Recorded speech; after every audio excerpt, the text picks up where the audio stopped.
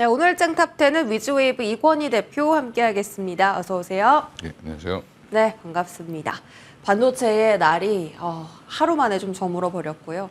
일단 하이닉스랑 삼성전자 외국인이 사고 있고요. SK 하이닉스도 기관 수급 좀 잡히고 있습니다. 열어볼까요? 엇갈리는 외국인 수급 하이닉스 사고 삼성전자는 판다. 일단 삼성전자는 뭐 외국인이 계속 줄곧 매도한 건 알고 있었는데 하이닉스는 그래도 꾸준히 담는 것을 보면 이제 지난주에 대표님 그랬잖아요. HBM 쪽으로 아직 그 승기가 하이닉스에 쏠려 있다. 삼성전자는 탈출구가 HBM밖에 지금 없는 걸로 아는데 파운드리 쪽도 지금 생산 라인이 굉장히 많이 중단됐다고 또 소식이 나와서 여전히 이쪽으로는 갈피를 HBM으로 잡아야 하는 것 같고요. 근데 지금 장비주들도 지금 계속 주가가 떨어지고 있어서 사실 반도체에 대한 시선이 조금 아직은 좀 의심이 있는 것 같아요.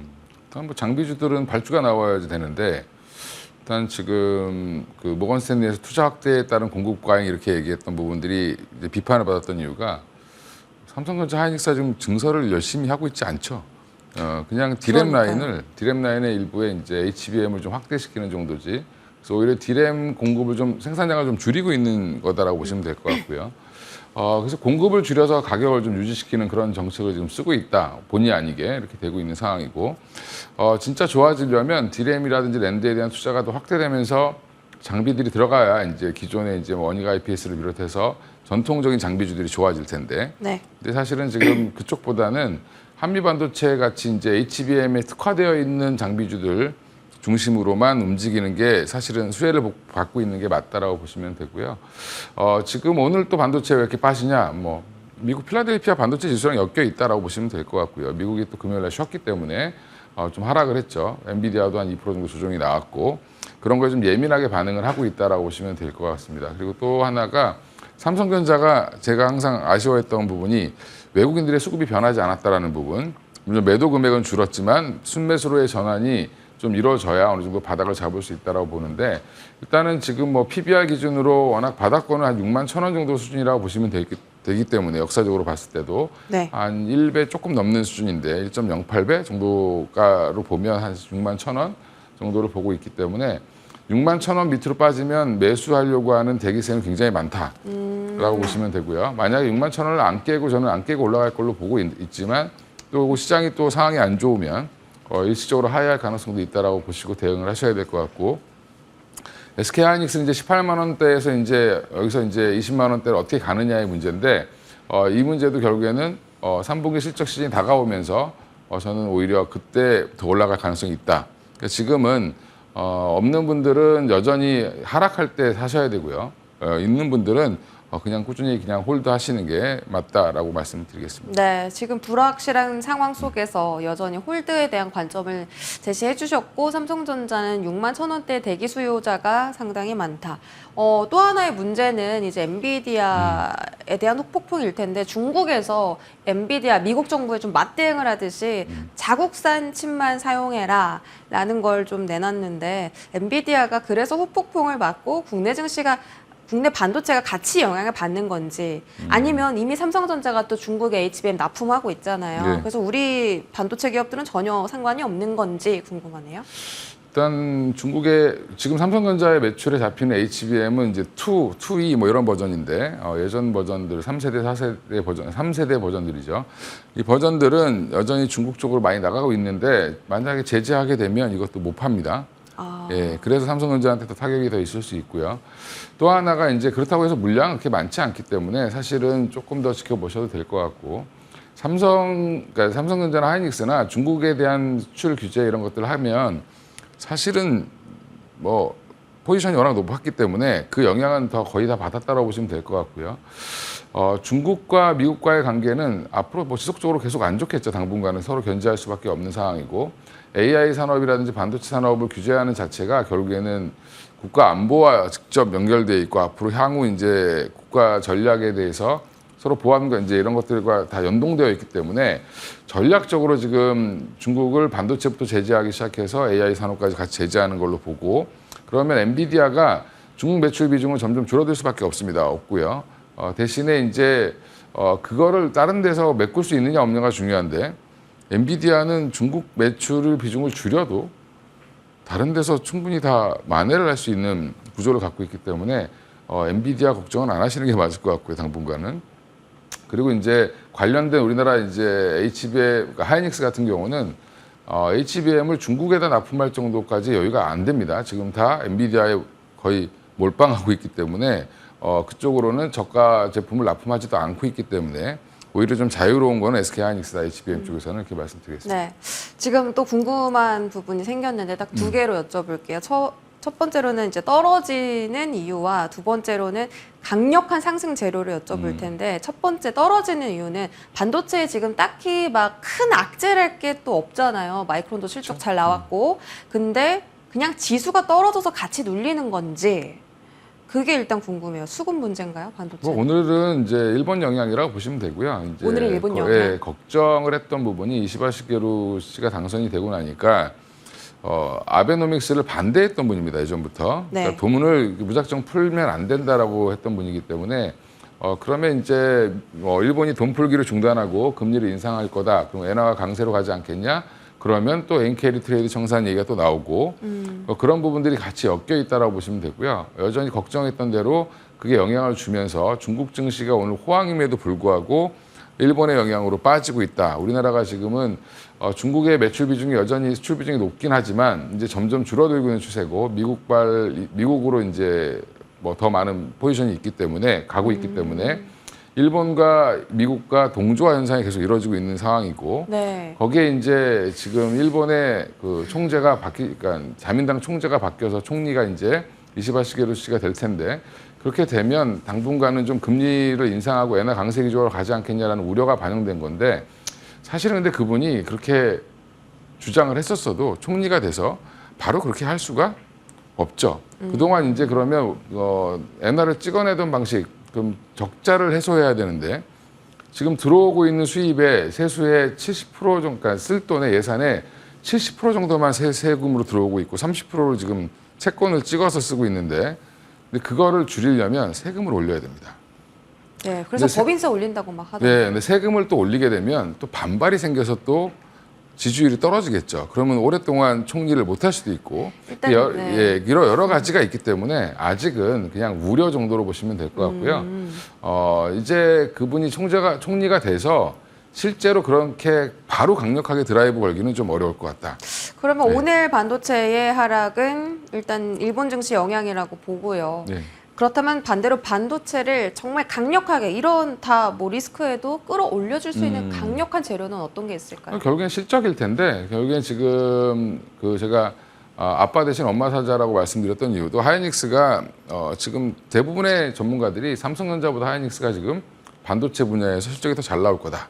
하이닉스는 반도체밖에 없죠. 그럼 네. 전체 매출 및 영업이익을 반도체로 보면 삼성전자는 이제 반도체 사업 부분만 따로 띄워놓고 봤을 때는 전체에서 삼성전자 당연히 돈을 더 벌겠지만 지금 뭐 10조가 되냐 아니면 깨지냐 이런 얘기를 하고 있는데 하이닉스 같은 경우는 5조 5천억 이상을 벌 걸로 지금 예상을 하고 있고 그러면 삼성전자가 과연 그거를 넘어설 수 있느냐 그거보다 못할 수도 있다 그런 지금 위기감이 좀 나오고 있는 상황이고 그런 것들은 이미 주가에 좀 어느 정도 반영이 돼 있다라고 보고 있습니다. 그래서 숫자를 확인하고 나서 또 한번 움직일 차별화된 양상이 또 나올 가능성도 있다라고 보고 있습니다. 네, 좋습니다.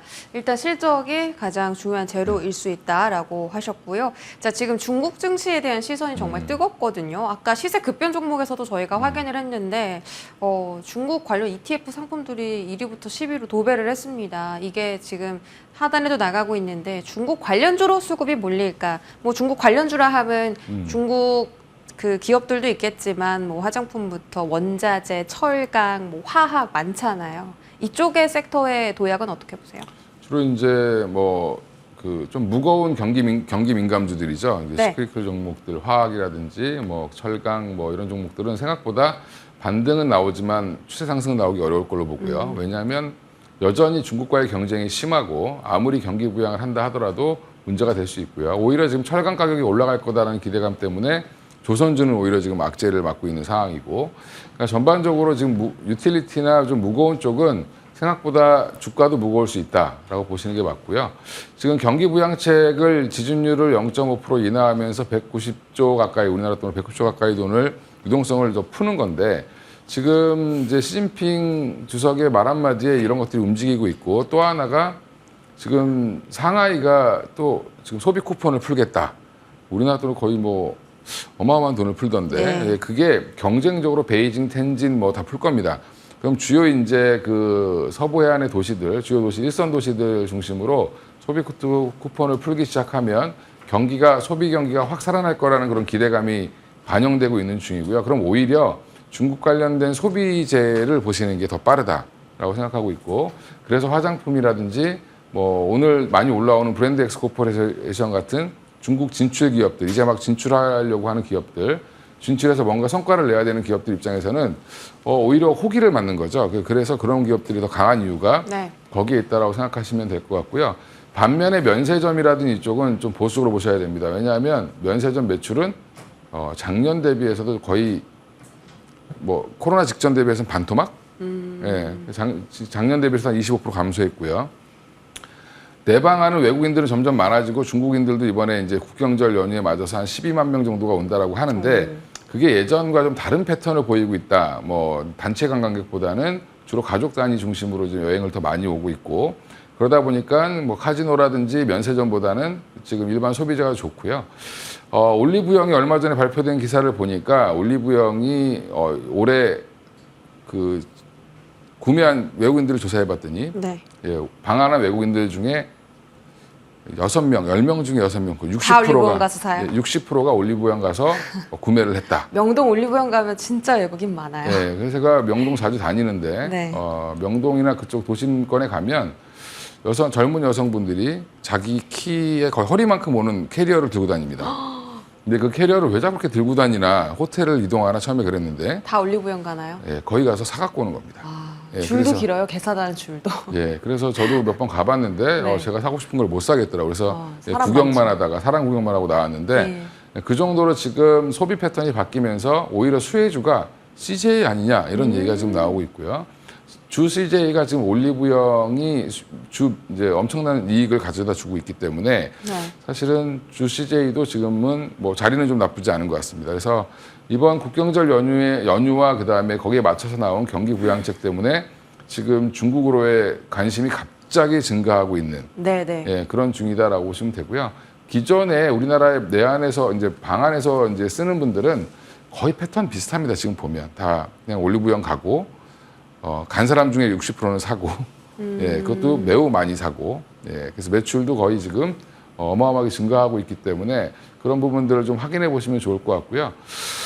근데 이제 반면에 이제 기존에 잘 나갔던 카지노 면세는 조금 보수적으로 보시는 게 맞다. 알겠습니다. 시클리컬은 일단 추세 상승에 진입하기는 어렵다고 보시는 거고 이제 소비 안에서는 이제 올리브영 매출 관련해서 CJ 정도 보고 계시다고 합니다. 지금 실시간으로 달러당 원화 가격이요 1,306원까지 좀 밀렸는데 일주일의 흐름을 보면 계속 좀 이렇게 급격하게 떨어지는 양상입니다. 1,300원 깨고 내려가면 원화에 정말 외국인 입장에서 메리트가 생기는 거잖아요. 원화 강세니까. 그럼 수급 회복도 좀 기대해 볼 수 있을까요?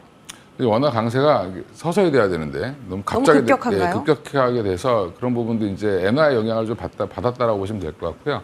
엔화 가치가 올라가고 달러 가치가 떨어지니까 상대적으로 원화 가치가 올라가는 그런 네. 형태가 지금 나오고 있는 거기 때문에 1,300원은 하회할 가능성도 충분히 있습니다. 그래서 중장기적으로는 외국인들 입장에서는 차익 실현 매물이 또 나올 수도 있죠.